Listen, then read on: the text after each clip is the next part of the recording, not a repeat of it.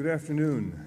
My name is Claude Steele, and I'm the Provost of Columbia University, and it's my role and my great pleasure to welcome you to yet another World Leaders Forum this week. This event is co-sponsored with the Columbia's Committee for Global Thought. Today we will be hearing an address from Prime Minister Meles Zenawi of Ethiopia. The Prime Minister's address is titled "The Current Global Environment and Its Impact in Africa." Columbia University President Lee Bollinger launched the World Leaders Forum in 2003 as a university-wide initiative to support uninhibited dialogue on the most pressing economic, political, environmental, and social questions of our time, questions that with each passing year have a larger and larger global dimensions to them. Over the past 7 years, the forum has offered an opportunity for more than 15,000 students, faculty, and staff to directly engage important figures from 48 nations of the world, representing all corners of the globe. Our experience has confirmed the animating principle of the World Leaders Forum, that only through informed dialogue, critical scholarship, and a free exchange of ideas will answers emerge to the biggest problems facing the world today. The role of universities in creating a space for uninhibited and critical discussions of controversial issues has been noted on many occasions. If anything, the changes we are seeing in public discourse serve to heighten the importance of this role. Universities not only are places where difficult conversations are respected and encouraged. Today, it sometimes appears that universities may be the only remaining venue where such conversations occur with any regularity. We now are halfway through a week of World Leaders Forum events held at Columbia, which coincide with the fall meeting of the United Nations General Assembly. Already, a broad and diverse group of leaders from Africa, Europe, and Asia have visited our campus, challenged us with their views, and enriched our understandings of the world. Before this week concludes, we will also hear from the heads of state of Portugal, Croatia, and Turkey. Every visiting leader faces unscreened, uninhibited questions from our university community at the conclusion of his or her remarks. The World Leaders Forum offers an invaluable opportunity to our students and faculty, an opportunity that would be difficult, if not impossible, to replicate in any other city or at any other university. We are grateful that heads of state and other world leaders continue to express a strong interest in coming here to speak. The recognition of Columbia's World Leaders Forum by heads of state around the world signals that the value of the forum extends well beyond the university community assembled in the audience for these addresses. Very often, in the open question and answer period that follows an address, foreign leaders are confronted with probing questions that they may not face in their home countries. Providing such a forum for debate and controversial ideas and issues is central to the university's free speech values, its educational values, and its role as a global center of learning. Today's questions and answer session will be moderated by Mamadou Diouf, a professor of history and director of the Institute for African Studies at Columbia's School of International and Public Affairs. For all of these reasons, it should be evident that providing a university forum does not imply an endorsement of the views expressed in these addresses or the policies pursued by these governments, but instead serves as a very different purpose central to the university. Very simply, we have a responsibility to offer our community the chance to engage in conversations with men and women directly involved in the major challenges of the 21st century. I would like now to introduce University Professor Joseph Stiglitz, who is chair of Columbia's Committee on Global Thought, who will then introduce Prime Minister Zenawi. Professor Stiglitz, no doubt, is well known to many of you. He is one of our proud Nobel laureates, and he is a widely recognized commentator on global economic issues and an esteemed member of the Columbia University faculty. So with no further ado, I will turn this over to Joe Stiglitz. Thank you very much.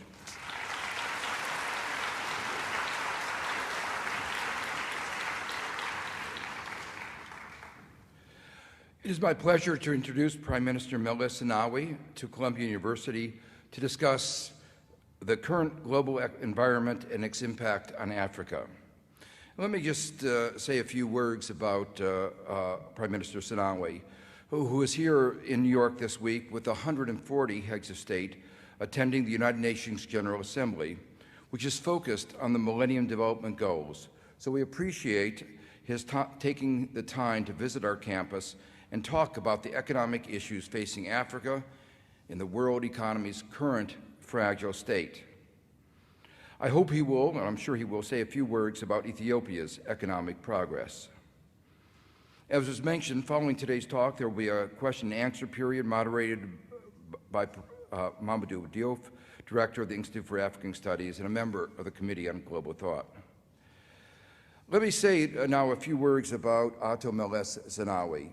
He interrupted his studies at the medical faculty of Addis Ababa University in 1974 to join the fight to overthrow the Mengistu regime, which in turn had overthrown Emperor Haile Selassie in the aftermath of one of the worst famines the world has seen, the famine of 1972-74, which had killed an estimated 40,000 to 80,000 Ethiopians, with some estimates being even higher.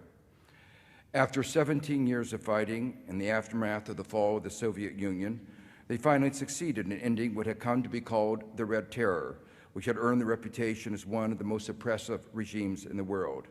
And Meles, at that point, became president of the transitional government. He was then elected prime minister in 1995.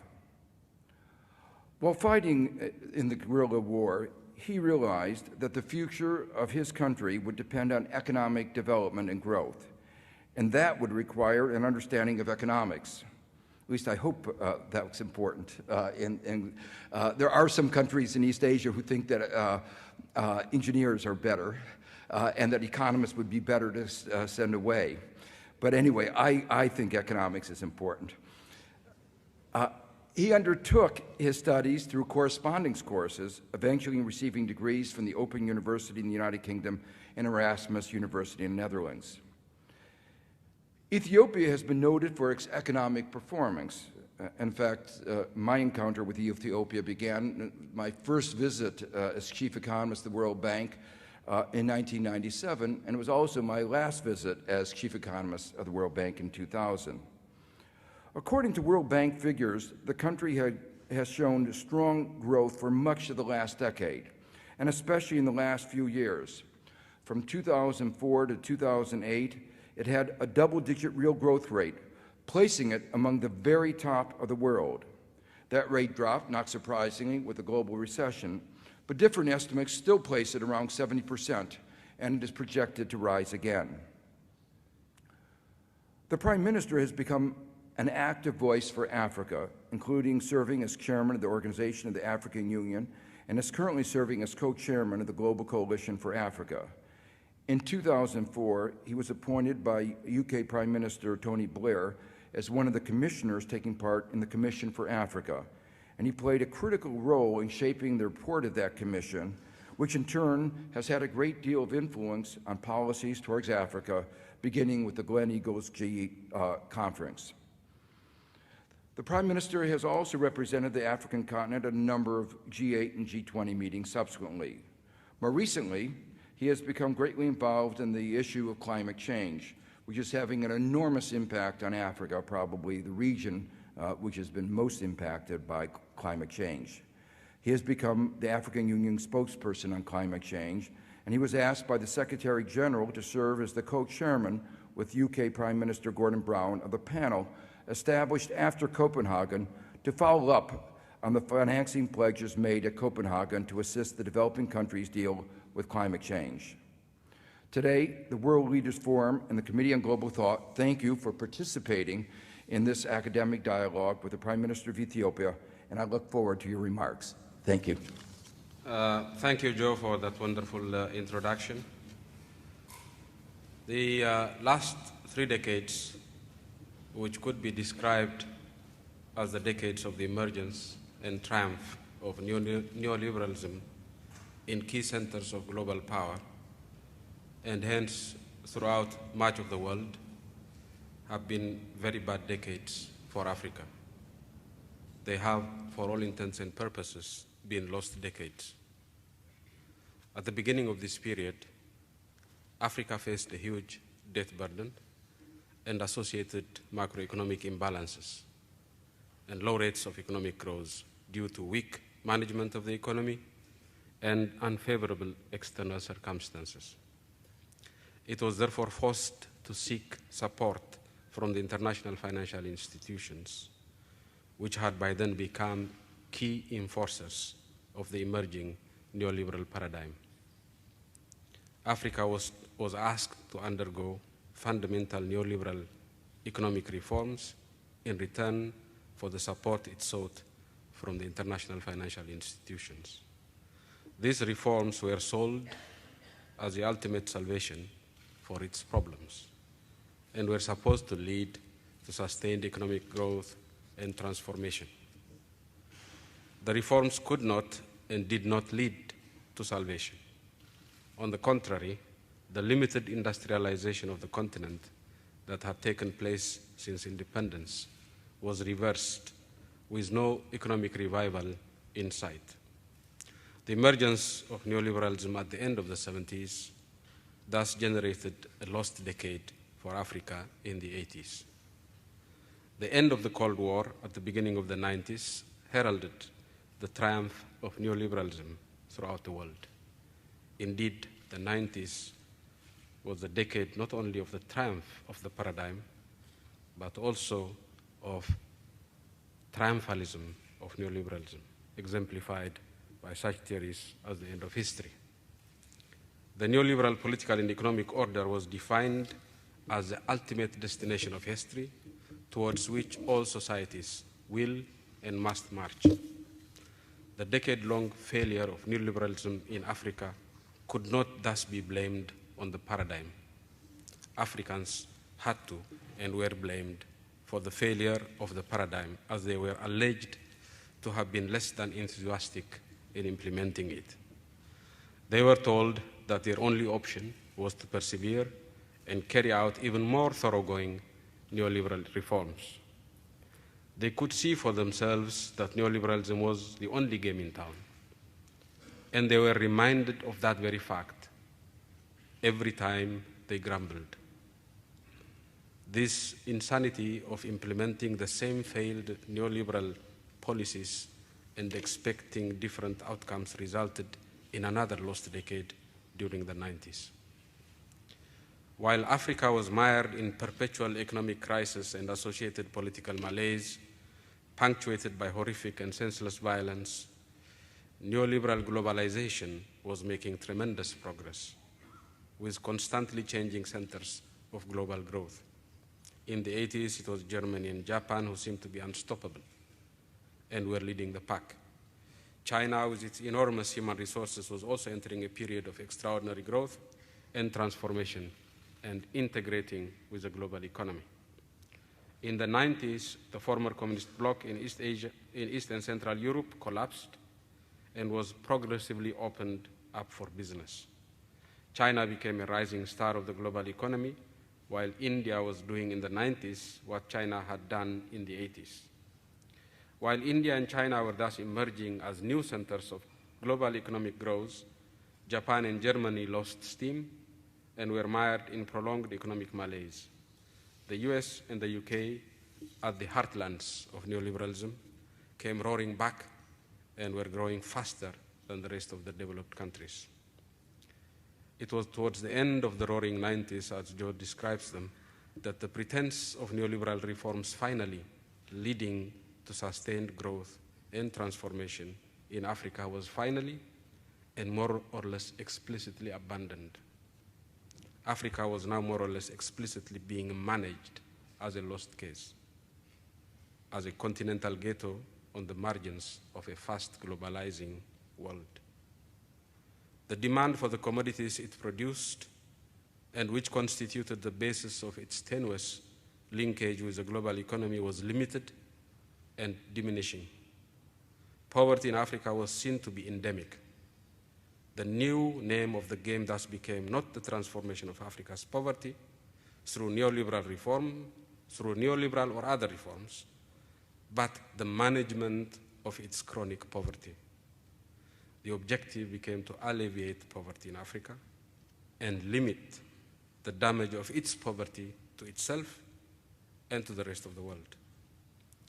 A new generation of externally driven poverty alleviation strategies thus mushroomed overnight throughout the continent.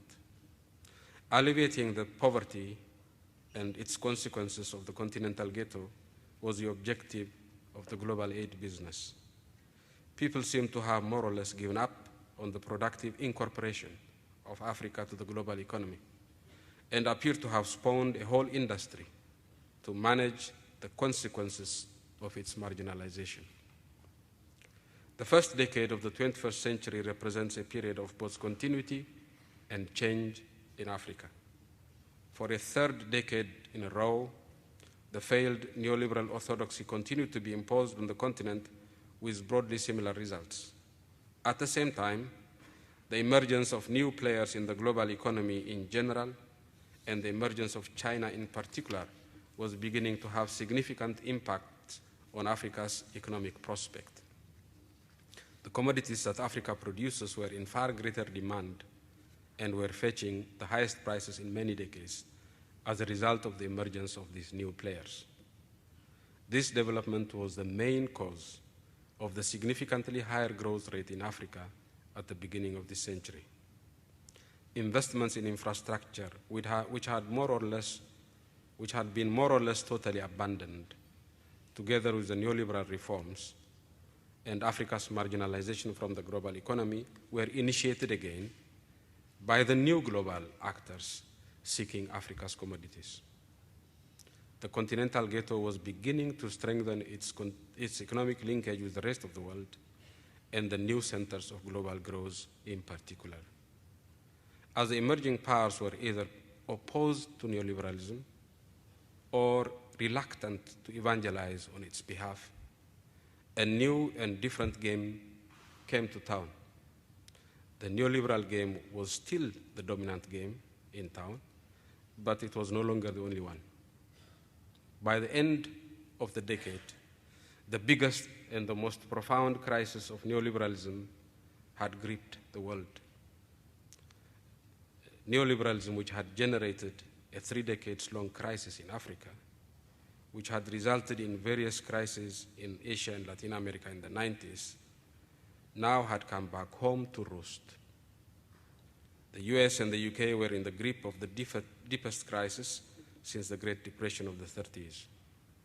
Given the role that the US economy plays in the world, the crisis is beginning to shake the fundamental structures of neoliberal globalization.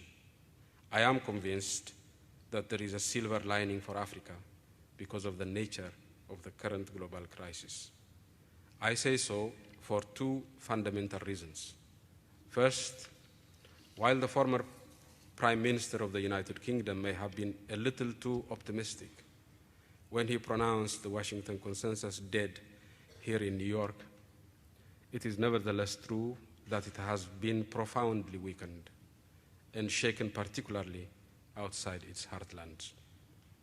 The crisis has shown that neoliberalism has failed not only in the peripheries, as used to be the case, but also in its heartland. The crisis has also shown that those who have rejected it have continued to prosper even during the crisis. The crisis has also speeded up the change in global economic power and further weakened the dominant position neoliberalism has had for decades. Africans have, for the first time in 3 decades, real alternatives to the orthodoxy.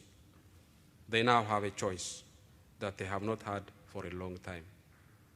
The fact that Africans now have a choice is, in and of itself, fundamentally liberating. Above and beyond that, Africans now have a real chance to chart a new course of development, one that incorporates best practice elsewhere and is capable of generating fast growth and transformation. Africans can, of course, miss this new opportunity to make a choice and make the wrong choice. But that would be their choice and their mistake to make. Unlike the neoliberal orthodoxy that was imposed on them from outside, the choices they make now are theirs and theirs alone. Just as Africans are capable of making the wrong choice and missing the boat, they are also capable of making the right choice and capitalizing on the new opportunity created by the global crisis of neoliberalism. Second, the crisis has shown that Africa is an essential part of the solution to the current global economic problem. The US and UK can no longer borrow and spend to keep the global economy moving. While the emerging powers can do a lot to fill in the gap, they cannot fully compensate for the lack of effective demand globally.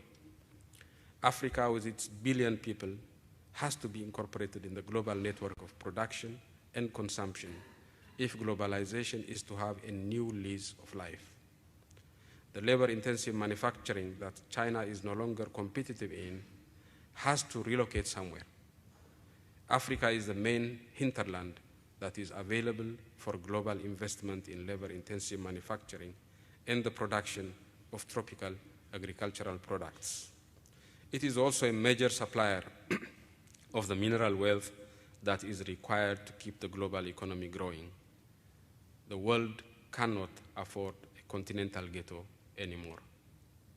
While the need to incorporate Africa in the global network of production and consumption creates a new opportunity for Africa, it does not by any means guarantee success.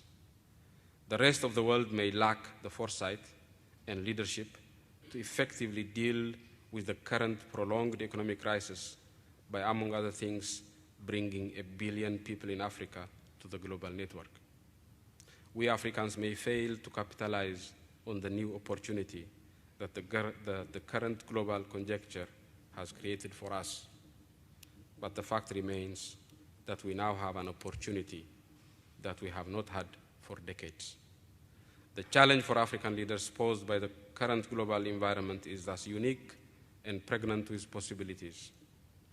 The challenge is to use the demise of neoliberalism as the only game in town, to change course and chart a path of inclusive growth and transformation. The challenge is to use the unique global environment to productively link Africa with the rest of the world and to forge a new and more inclusive globalization. While there is no guarantee that the current crop of African leaders will rise to the occasion, it is not preordained that they will fail. The fact that it is now up to us as Africans to choose, to make our own mistakes and learn from them is, however, of historic importance. 50 years after the independence of Africa, the current crisis may yet engender the second liberation of Africa. I thank you.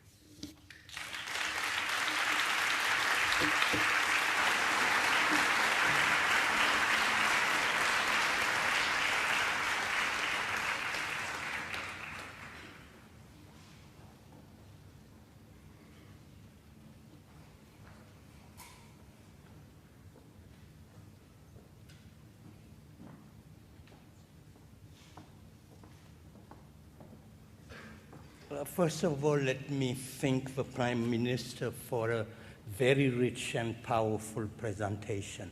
Again, my name is Mamadou Diouf, and as the director of the Institute for African Studies, I was asked to moderate this part of our event today, which is the Q&A. So the rules of the game are quite simple. You have 2 mics in the aisles. When you want to ask a question, please move closer to the mics, and I will identify you and give you a floor. The organization is quite simple. We have 20 minutes of question, and we would like to entertain many questions. Please keep your questions short, precise, and you will have a chance to ask your question, and I'm sure the Prime Minister will be happy to answer them. So I will begin on my... Yes. Hi, Mr. Prime Minister. First of all, thank you for your speech. My name is Patrick Martin-Ménard. I'm a graduate student here at Columbia. I would like to know, could you tell us how were your party and its allies able to get 99.6% of the vote in last May's election? Thank you.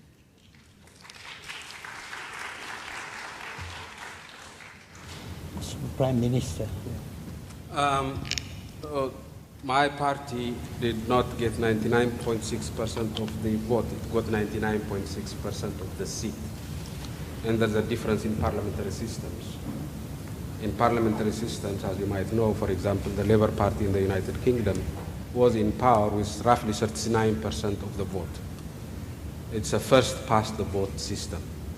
You do not have to have the total vote in a seat to win that seat. If you get 50% plus one in every of the seats, you get 100% of the seats, just with just 50 plus 1% of the vote. But we did get an overwhelming majority of the vote. And I suspect after 7 years of double-digit growth, 7 years of roughly 11.6% growth, after 7 years of very equitable growth, Ethiopia's Gini coefficient is 0.29. It is the lowest in the continent and one of the lowest in the world, which means our growth has been very broadly equitable. Given these two facts alone, I would be very surprised if we didn't get overwhelming support from the population. Thank you.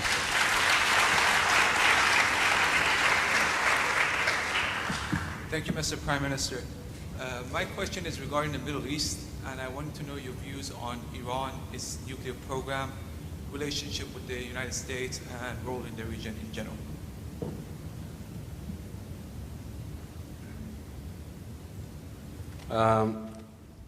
As you know, we Africans have declared Africa a nuclear-free zone, and we would like to make sure that there are more nuclear-free zones, especially close to our neighborhood.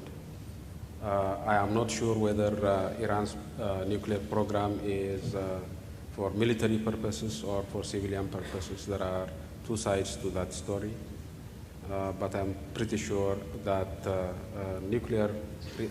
a nuclear arms race in the Middle East would be catastrophic to the Middle East, and it would be very damaging to Africa. And so we support dialogue to resolve this problem. We support denuclearization in the region, and we believe that another war in that part of the world could be very damaging to everybody. Last week we had the Prime Minister of Bhutan come, and his main point was gross domestic happiness. I'm interested to know what you think the most important factor in the Ethiopian people's happiness is, and what your role in that factor is.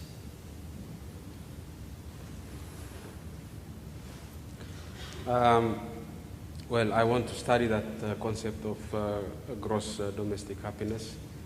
It sounds to be a very interesting new idea, but as of now, I can't say I have read enough to understand it well, and so my view may be a little bit, to some extent, out of date. In the case of Ethiopia, my feeling is that the main challenge in Ethiopia is poverty.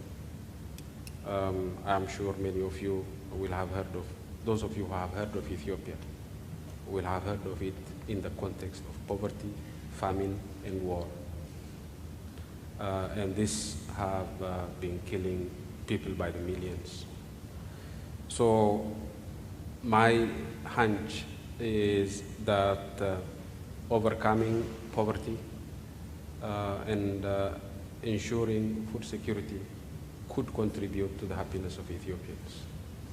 And therefore my main focus at this stage is to achieve that. Thank you.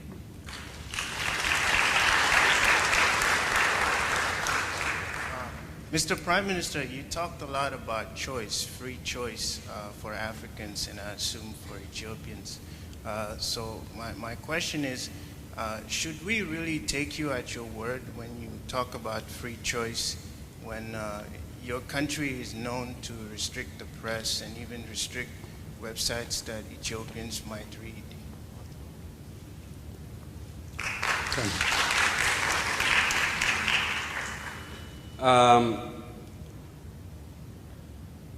I think choice is very important, is fundamental to every human being's free expression of himself or herself. I believe I have contributed my fair share to fighting systems in Ethiopia that were unmistakably oppressive. I fought for 17 years to remove the Mengistu dictatorship. After that, we made sure that those previous dictators who are not accused of crimes were given the opportunity that they denied every other Ethiopian, which is that they were given the free choice to express themselves, including through the media. Now, when they do express themselves through the media, those remnants of the Mengistu regime, you would expect them to be less than grateful to those who removed them from power. Over the years, in bringing choice to Ethiopians, we have had to trample on a few toes. And those toes have had difficulty accepting the status quo in Ethiopia. The status quo of Ethiopia is not one of repression of the press. The status quo in Ethiopia is not that of repression of free choice. It is one of building these opportunities. My name is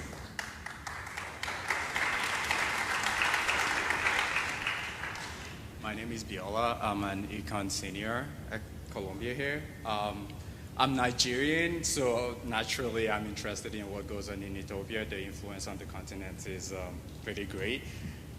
My question is, how different is your regime from Mengistu? Since we know in 1993 there was like an immense repression of a student demonstration, and the same thing happened in 2005. And these were the same things Mengistu did that made people so annoyed at him. How different is your regime when you're doing almost the same thing? Well, for those on the receiving end of the Mengistu regime, they would not have any difficulty distinguishing our regime from that of the Mengistu regime. The period of Red Terror, I'm sure you will have been told, is a period when people were killed without any recourse to the courts, and their families were charged by the number of bullets that were used to kill these people. That type of criminality and oppression is dead. It's finished, and it is not coming back. I understand some people might have misgivings about it, but it is not coming back.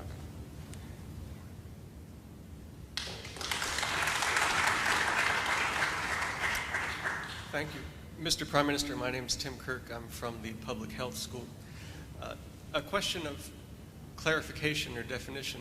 The major concept in your talk surrounded neoliberalism, which played the role of the villain in your talk. And as we go from different place to different place, people have different definitions of neoliberalism. So I wonder if you could help us understand maybe a thumbnail sketch of what you're talking about when you talk about neoliberalism, and what element or set of elements in there was the most harmful to Africa. Neoliberalism, as it applied to Africa, started from diagnosis of the African economic problem in the 70s. The diagnosis was based on the assumption that the problem in Africa was the African state, that the African state was dabbling in economic issues that should not be of its concern. And that is the reason why Africa was not making progress. So the solution to that problem was to keep the African state small, weak, and out of economic interference. And so the creation of so-called night watchman state in Africa,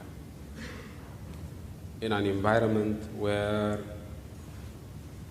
Joe would have it, massive market failures, whether it's infrastructure or education or health, meant that all the necessary investments that are required to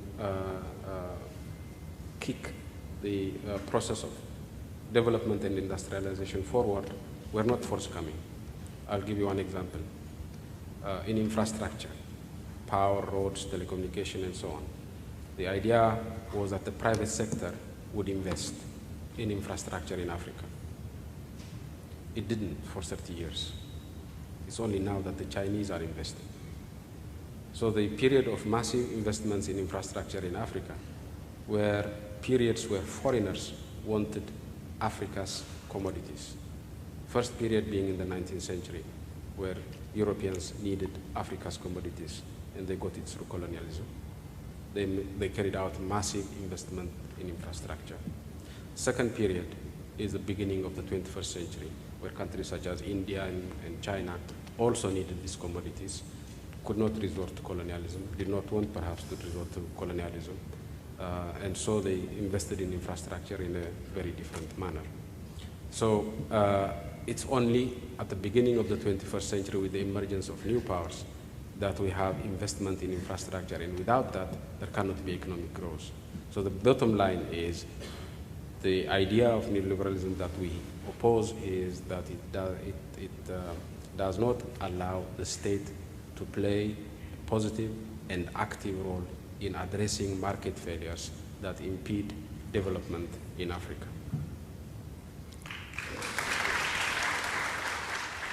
Okay, I would like to take the privilege of a moderator, and for the sake of gender balance, to ask two women in this side to ask the two next questions. I'm sorry. Yeah.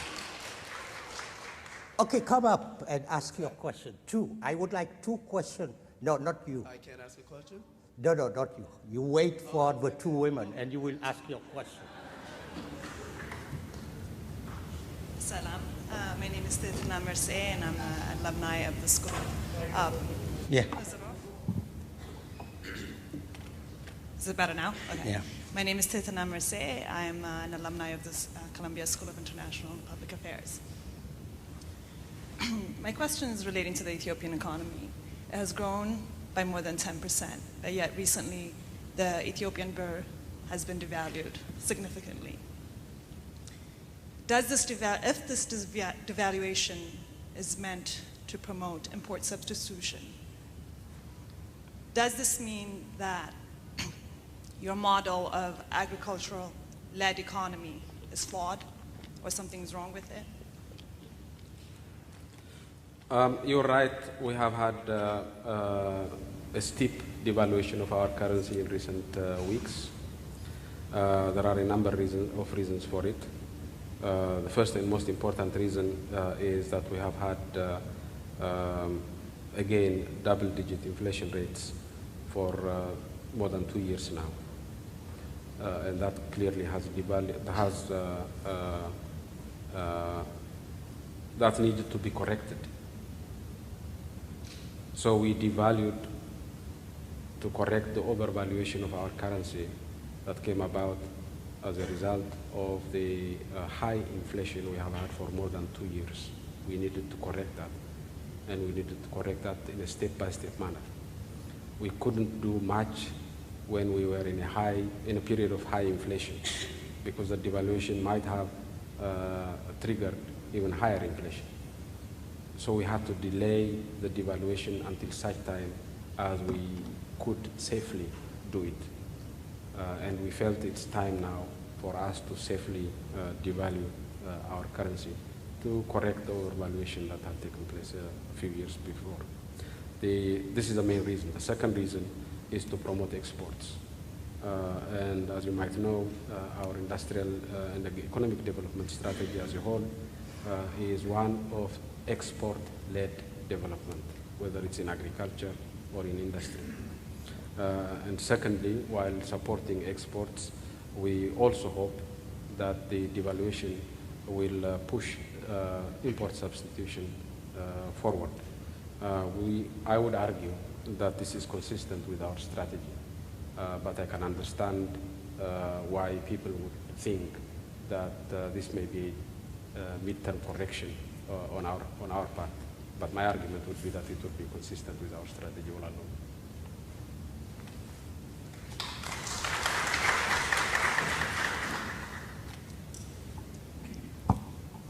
Okay, thank you. My name is Ribka Getachew, and as a student of Columbia University, I can honestly say that one of the reasons that I chose this university was for forums like this that give us a forum for open and academic discussion. And I mean, with that being said, just to further my friend's point earlier that was asked as far as media access in Ethiopia, what can you say are possible justifications for, let's say, for example, VOA being denied access in Ethiopia or other media outlets? Now, in addition, aside from that, what can you say that is actively being done from the Prime Minister's perspective that can improve relations with our neighboring countries, with Eritrea, with Somalia, with Sudan? What is actively being done today that, and I don't mean just is being said that's done, but is actively being done to ensure that this year, 5 years down the line, 10 years down the line, there won't be any tension actively being done?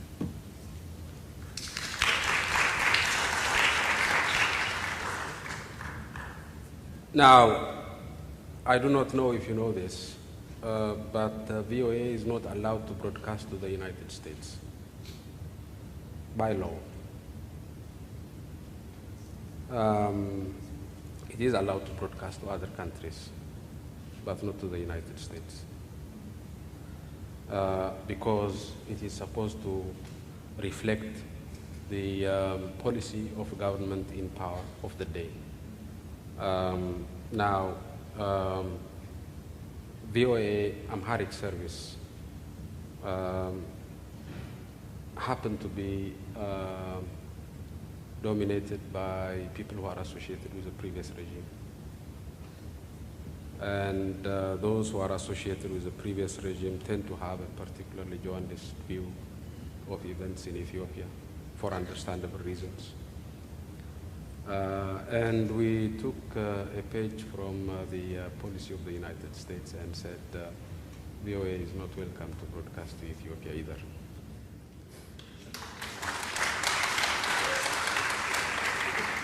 But that is different from the right of expression by citizens.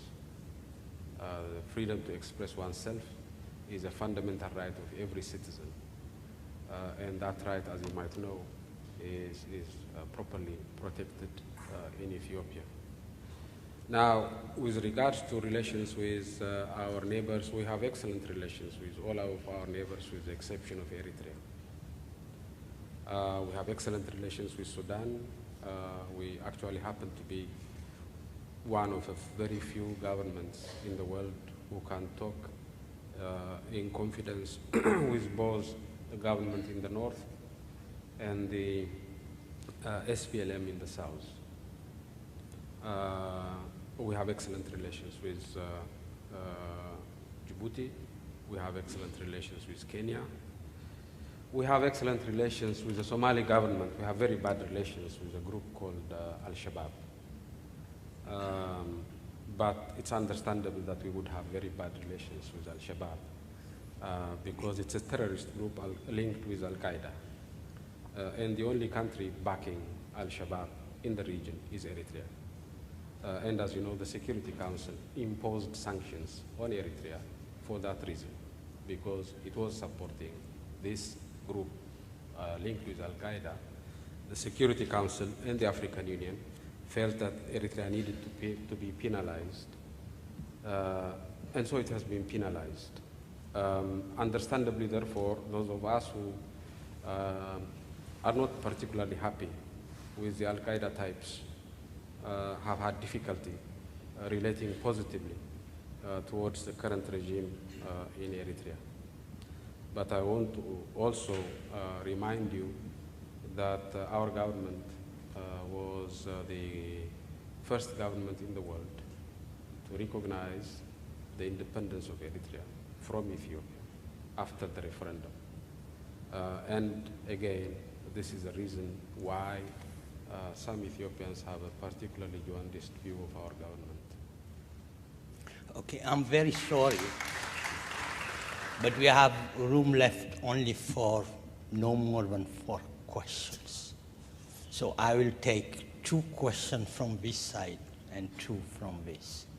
Mr. Prime Minister, in anticipation of your coming here to Colombia, some of the media covering your arrival here used the word dictator in their articles. Do you have any regrets from your long tenure as leader of your country?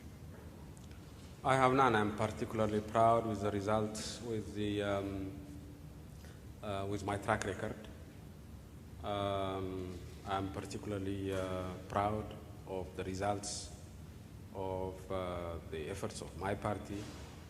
I believe I have made a modest contribution to the success of my party in Ethiopia, both in removing a particularly brutal dictatorship of the Mengistu regime and in rebuilding Ethiopia on a new basis after the removal of that dictatorship. So I'm very proud of my track record.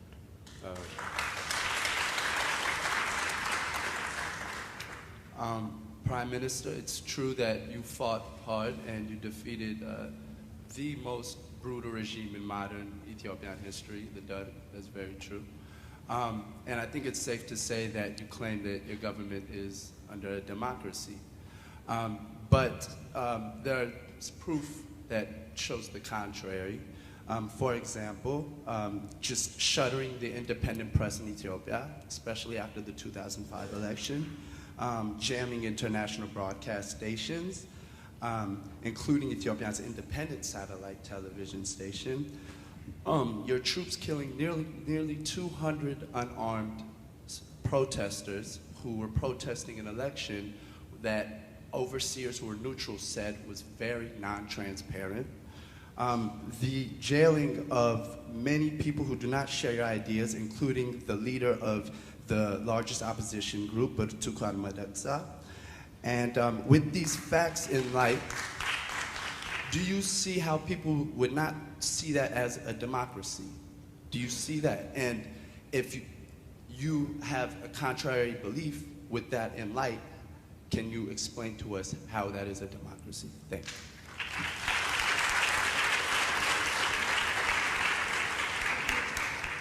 I can understand people who have had inadequate chance to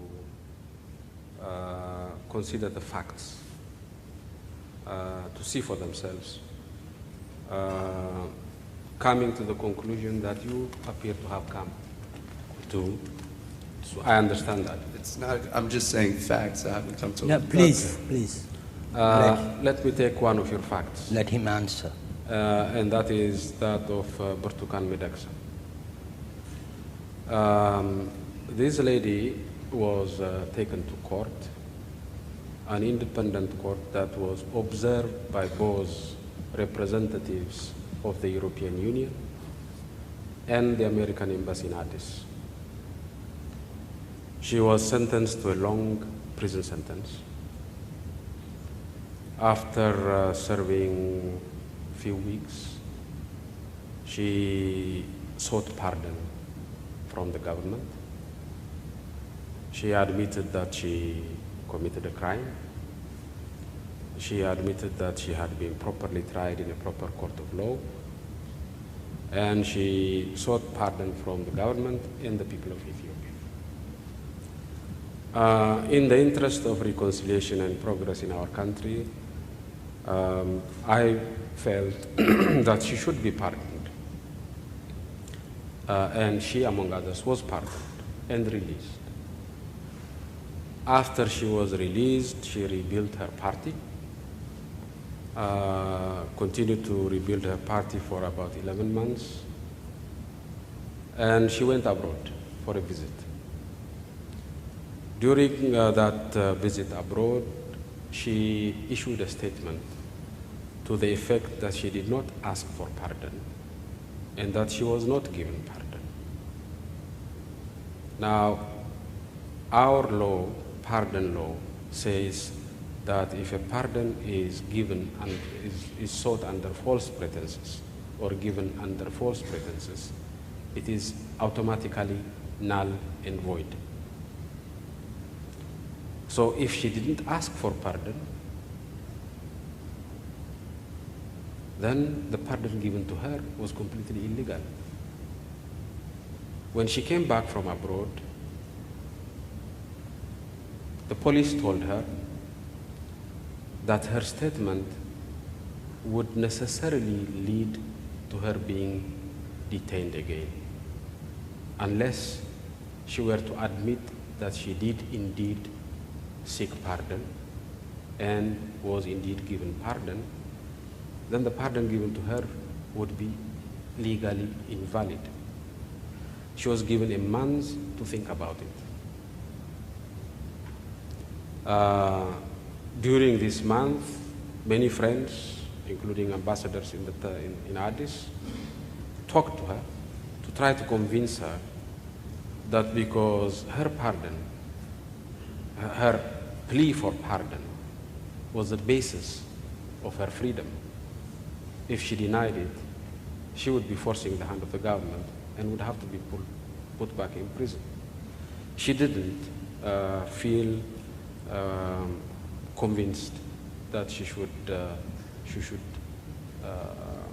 retract the statement she issued in Sweden.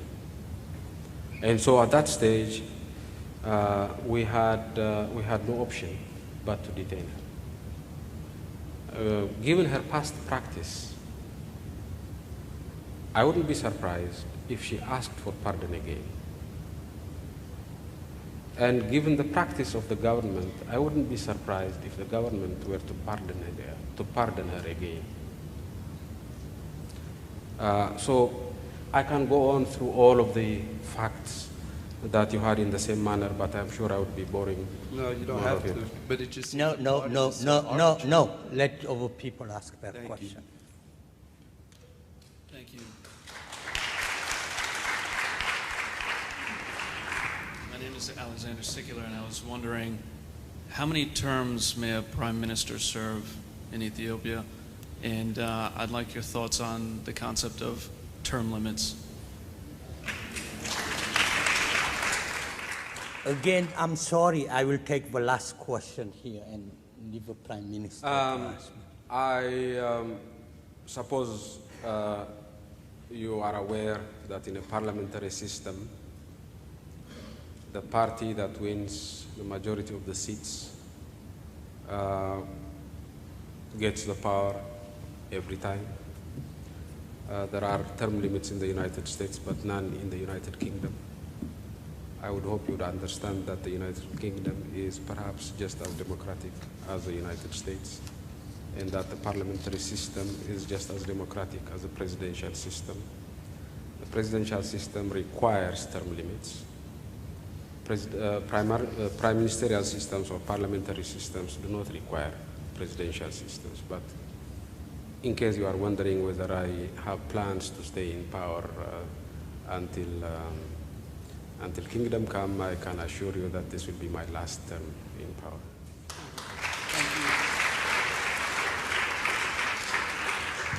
Last question.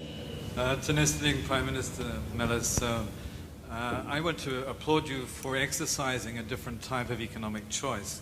In 2004, I brought to Getachew Mengistu, my dear friend, a plan for you to take control of your coffee brands. He brought it to you. He had the courage to come, and you had the strength to pursue that very, very well. And I have to tell a little story that you were reported to have said in just one moment. What we did together was to bring in hundreds of millions of dollars for the coffee farmers, more than the World Bank tells me they achieved in rural income. We changed the paradigm of Africa in terms of intellectual property owned by the people, And we've convinced the US government that this was all a good thing because they were supporting coffee in the first place.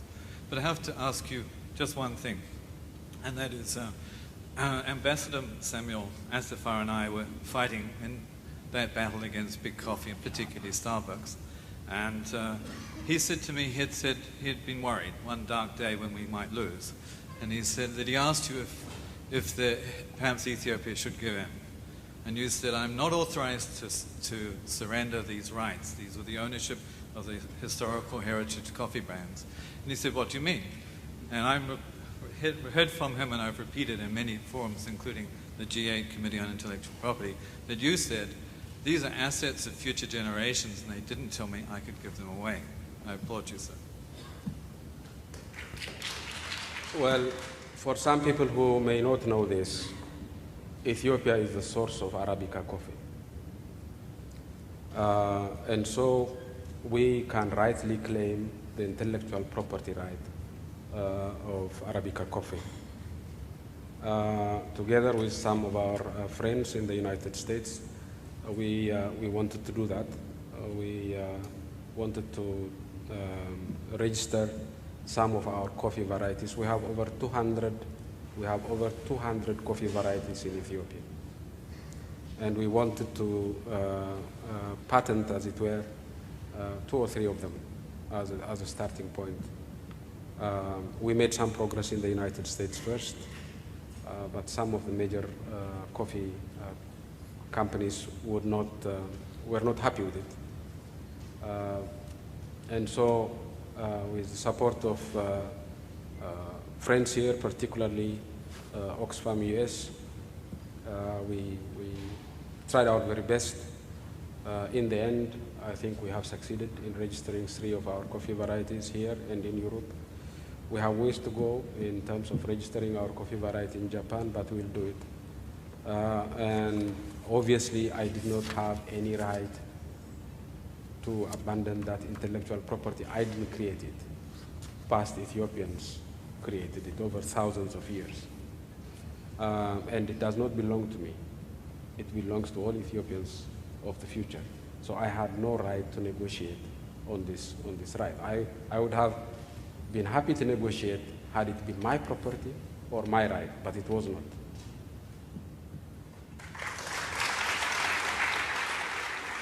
So I'm very sorry, it was the last question. We don't have time for additional questions. So I would like to ask the Prime Minister if he has closing remarks and reacting to the type of engagement he experienced today with our community. I welcome the engagement of students this afternoon. The fact that they cared enough about Ethiopia to try to find out what is happening in Ethiopia.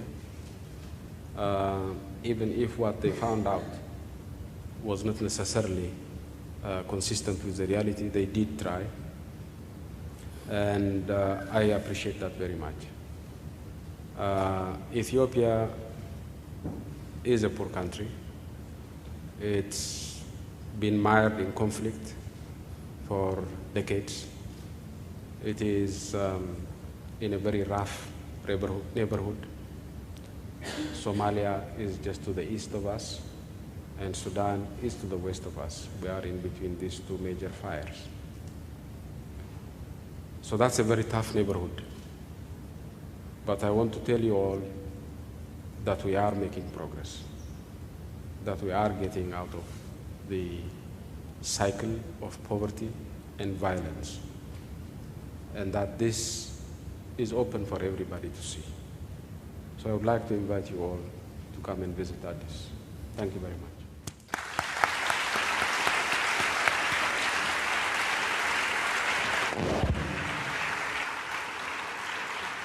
I would like to thank all of you for participating to this debate and promoting the global debate.